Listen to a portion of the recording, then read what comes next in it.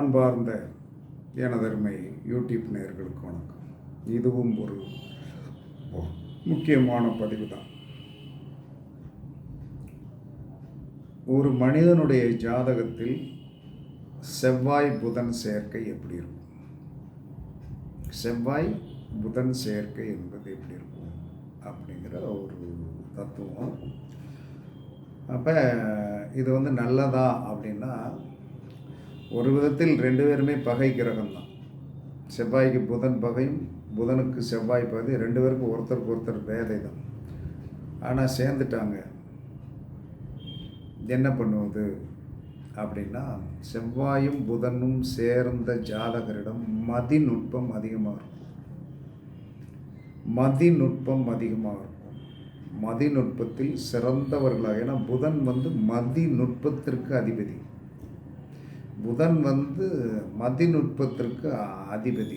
அவனுடைய சிந்தனைகள் சிறப்பாக இருக்கும். புதனை மாதிரி ஒரு சிந்தனை பண்ணக்கூடிய சிந்தனா சக்தி உடையவன் ஜோதிடத்தில் புதனுக்கு நிகர் புதன் தான். மற்ற கிரகங்களுக்கு அந்த மாதிரி பவர் கிடையாது. இப்போ இந்த செவ்வாய் புதன் சேர்க்கை இருக்கிறவங்க நல்ல மீசை வைப்பாங்க.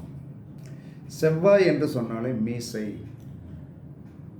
செவ்வாய் என்று சொன்னாலே மீசை, வீரம், கம்பீரம், அழகு.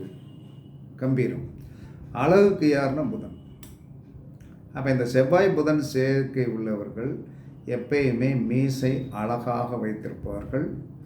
அந்த குருவெல்லாம் இருக்காது. ஒரு ஷார்ப்னஸ்ஸாக வெட்டி நீட் பண்ணி சுத்தமாக இருக்கக்கூடிய நபர்களாக இவர்கள் இருப்பாங்க. செவ்வாய் புதன் சேர்க்கை இருப்பவர்கள் மீசை வைக்கக்கூடிய ஒரு நபர்கள்.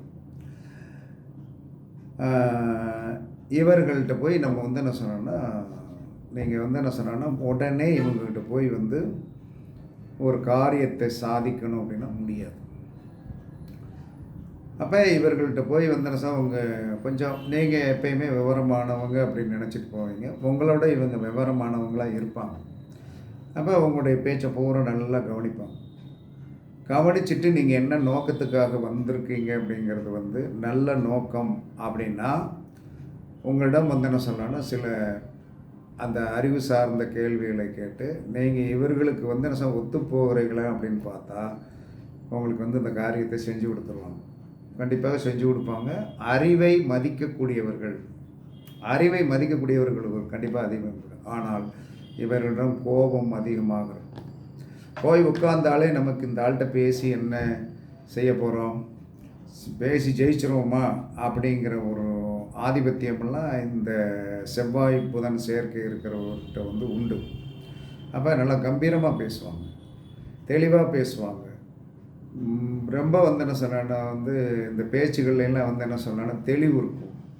ரெண்டாவது என்ன சொன்னான்னா நேருக்கு நேர் பேசக்கூடிய வல்லமை இவர்களிடம் ஆட்டோமேட்டிக்காக வந்துடும். ஏன்னா அதாவது புதன் என்று சொல்லக்கூடிய ஒரு ஆதிபத்தியம் உடையவனுக்கு என்ன சொன்னான்னா தைரியம் இருக்காது. அப்போ அந்த செவ்வாயோடு சேரும்போது என்ன சொல்கிறான்னா ஆட்டோமேட்டிக்காக என்ன சொல்கிறான்னா தன்னுடைய அறிவு தன்மையை ஃப்ளூயண்ட்டாக பேசுவாங்க. ஏன்னா அங்கே பக்கத்தில் யார் இருக்கா, செவ்வாய் என்று சொல்லக்கூடிய ஒரு ஆஜானு பகவான் இருக்கார். அந்த ஆஜானு பகவானுடைய தெம்பை வச்சுக்கிட்டு என்ன சொன்னான்னா, அறிவை தெளிவாக பேசக்கூடிய சக்தி உடையவர்களாக இருப்பார்கள். அப்போ என்ன சொல்கிறான்னா, செவ்வாய் புதன் சேர்ந்தவர்கிட்ட போய் சண்டை போட்டோம்னாலோ பிரச்சனை பண்ணிட்டோம்னாலோ அவங்க என்ன செய்வாங்க அப்படின்னா, நேருக்கு நேராக அடிக்க மாட்டாங்க. அடிப்பது தெரியாது, ஆனால் வலிப்பது துடிதுடித்து இருக்கக்கூடிய ஒரு சூழ்நிலை. அடிப்பது தெரியாது, ஆனால் வலிப்பது என்ன சொன்னான்னா கத்தாமல் இருக்க முடியாது. நான் எங்கப்பா அடித்தேன், ஏன் இப்படி கத்துற அப்படிங்கிற ஒரு கேள்வி தான் அவர்களிடம் இருந்து வரும். அப்போ என்ன சொன்னான்னா, செவ்வாய் புதன் என்பது மதிநுட்பம் ஜாம்பவான், மதிநுட்பம் ஜாம்பவான். அப்போ என்ன சொல்கிறான்னா, இவர்கள் என்ன சொல்கிறாங்கன்னா, யாரை வழிபாடு பண்ணினால் இந்த செவ்வாய் புதன் சேர்ந்த தோஷத்தை என்ன சொல்கிறான்னா போக்கணும்ல. இந்த செவ்வாய் புதன் சேர்ந்த தோஷம் என்பது ஒன்று தான். தோஷம் தானே, செவ்வாய் புதன் சேர்க்கை என்பது வந்து 2 பகை கிரகங்கள் சேர்ந்துருக்குது. இவ்வளவு வீர பிரதாபமாக இருந்தாலும் கண்டிப்பாக வந்து இது ஒரு தோஷம்.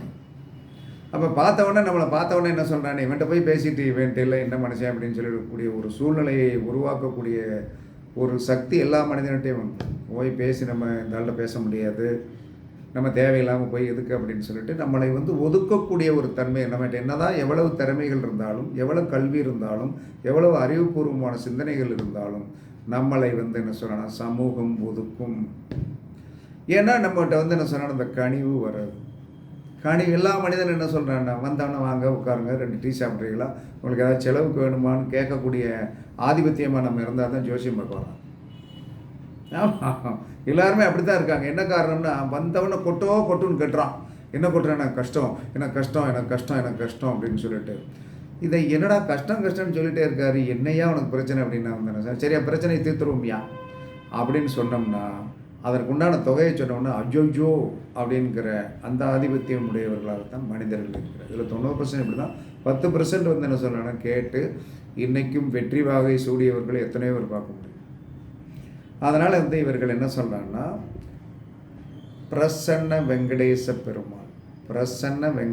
பெருமாள் வீரராகவ பெருமாள் என்ற தெய்வங்களை இவர்கள் வழிபாடு பண்ணுவதன் மூலமாக இந்த செவ்வாய் புதன் செயற்கை எந்த இடத்தில் இருக்கிறதோ அந்த இடத்துல ஒரு பிரச்சனை, அந்த இடத்துல வந்து என்ன சொன்னால் ஒரு பிரச்சனை இருக்கும். அப்போ அந்த இடத்துல இருக்கிற பிரச்சனை வந்து தீரும். அப்போ பிரசன்ன வெங்கடேச பெருமாள் வழிபாடும் வீரராகவ பெருமாள் முட்டுமுதது பெருமாள். அப்போ பிரசன்ன வெங்கடேச பெருமாளும் வீரராகவ பெருமாளையும் நீங்கள் வழிபாடு பண்ணியிருந்தீர்கள் என்று சொன்னால் செவ்வாய் புதன் சேர்க்கையால் ஏற்படக்கூடிய நெகட்டிவ் என்று சொல்லக்கூடிய ஒரு விஷயம் நமக்கு வந்து என்ன சொன்னால் பாதிப்பு இல்லாமல் அதை வந்து என்ன சொன்னால் புதன் என்று சொல்லக்கூடியவன் எப்பயுமே என்ன சொன்னால் பெருமாள் என்ன செய்வார், பொருளாதாரத்தை வந்து என்ன சொன்னான்னா வந்து பொருளாதாரத்திற்கு வழி சொல்லக்கூடிய நபர். அப்போ இந்த பிரசன்ன வெங்கடேச பெருமாள் வீரராகவ பெருமாள் நீங்கள் வழிபாடு பண்ணினீர்கள். அந்த இடத்திலிருந்து காலபுருஷனுடைய 6 காலபுருஷனுடைய 8 காலபுருஷனுடைய 6 யார், புதன். காலபுருஷனுடைய 8 யார், இவங்க 2 பேரும் ஒன்று சேர்ந்துட்டானாலே இவர்களுக்கு ஒரு பெரிய வருமானங்களை கண்டிப்பாக இவர்கள் பார்ப்பார்கள். 6 சேர்ந்து 6 8 12 சேர்க்கை ஒரு இடத்தில் இருந்தால் அந்த இடத்திலிருந்து ஒரு பெரிய பொருளாதாரம் வரும். இது உண்மையான 100% உண்மை. எனக்கு 6 என்ன வேலை, அடுத்தவன் தொட்ட பிடுங்கிறது தான். 8 என்ன வேலை, அடுத்தவன் கஷ்டத்தை நான் சரி பண்ணி தாரேன்னு சொல்லி அவனிடம் இருந்து என்ன சொல்கிறான்னா அந்த பொருளாதாரத்தை வாங்கி காரியத்தையும் சாதித்து கொடுத்து பேரையும் எடுத்து பொருளாதாரத்தையும் வாங்கக்கூடிய சக்தி இந்த 2 கிரகங்களுக்கு. என்ன காரணம், 6 8 வந்து சேர்ந்து எந்த இடத்துல இருந்தாலும் சேர்த்தான் அவங்களுக்கு அந்த இடம் வந்து என்ன சொன்னான்னா 6 ஆக்கிடுவான் 8 ஆக்கிடுவான். அது நமக்கு என்ன ஸ்தானமாக இருந்தாலும் பரவாயில்ல. அப்போ 6 8 சேர்க்கை ஒரு யோகத்தை கொடுக்கும். அதன் மூலமாக பெரிய வருமானங்கள் கண்டிப்பாக நமக்கு உண்டு. அதனால் வந்து என்ன சொன்னா, நீங்கள் எப்பயுமே இந்த பார்த்தசாரதி பெருமாள் அப்படின்னு ஒரு தெய்வம் இருக்குது. பார்த்தசாரதி பெருமாள் அவர் மீசை வச்சுருப்பார்.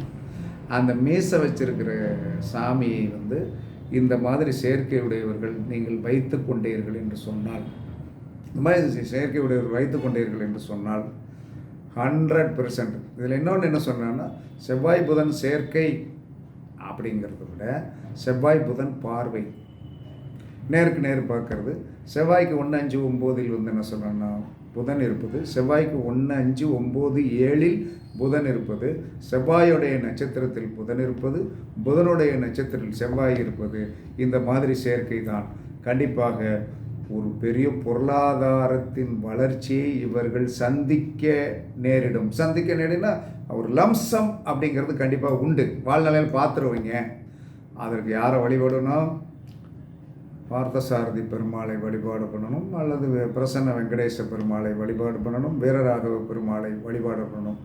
3ஐயும் சொல்லியாச்சு. அதனால் செவ்வாய் புதன் சேர்க்கை இருப்பவரிடம் முடிந்தவரை என்ன சொல்கிறேன்னா வந்து அறிவை வாங்குங்கள்.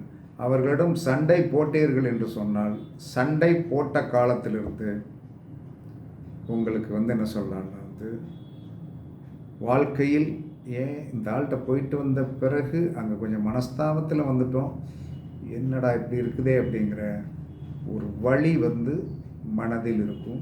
திரும்ப அந்த இடத்துக்கு வர விட மாட்டாங்க. நீங்கள் ஃபோன் பண்ணி கேட்டாலுமே வர விட மாட்டாங்க. என்ன காரணம்னா, உன்னுடைய பிரச்சனை முடிஞ்சது, நீ சண்டை போட்டு போயிட்டேன், எனக்கு அதனால் ஒன்றும் பிரச்சனை கிடையாது, நீ பாட்டுக்கு போயிட்டே இரு அப்படிங்கிற ஒரு ஆதிபத்தியத்தை இவர்கள் உருவாக்கி செல்ல வாங்க அப்படின்லாம் சொல்ல மாட்டாங்க. ஏன்னா அதுக்குண்டான சந்தர்ப்பத்தை கொடுக்க மாட்டாங்க. முதலே இவங்ககிட்ட என்ன சொன்னாலும் நீங்கள் போய் சாதிக்கணும்னா சாதிச்சிடும். இதே மாதிரி சேர்க்கை எனக்கு உண்டு. இதே மாதிரி சேர்க்கை எனக்கு உண்டு. அவன் நான் அது இதை என்ன சொன்னேன்னா இந்த செயற்கை எனக்கு 2ஆம் இடத்துல இருக்கும். நான் பேச பேச காசு வரும். இது உண்மையாக இருந்து 2வது எனக்கு பெருமாள் வழிபாடு உண்டு. அப்போ ஒவ்வொன்றையும் ஒரு வெற்றிக்கு காரணம் என்ன சொல்லணும், கிரகத்தின் சேர்க்கையால் பெரு வெற்றிகளையும் பெற முடியும் என்று சாஸ்திரம் சொல்லுகிறது. பரீட்சித்து பாருங்கள், கண்டிப்பாக நீங்களும் வெற்றி பெறுவீர்கள்.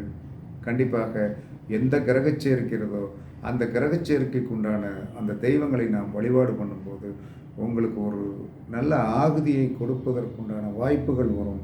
அந்த தெய்வத்தை வணங்கும்போது உங்களுடைய கர்மாக்கள் குறையும் என்று கூறி, கண்டிப்பாக எல்லாரும் இந்த இணைவு உங்களுக்கு வெற்றி இருந்தால் உங்களுக்கு வெற்றியை கொடுப்பதற்கு வாழ்த்துக்கள் கூறி உங்களிடமிருந்து விடைபெறுவது சிப்பிப்பாறை ஜோதிடர் சாதி ராகவன் ஜெயபாலாஜி. சுகமே சொல்க, சுகமே சொல்க. வாழ்க வளமுடன், வாழ்க வளமுடன். வணக்கம், வணக்கம், வணக்கம்.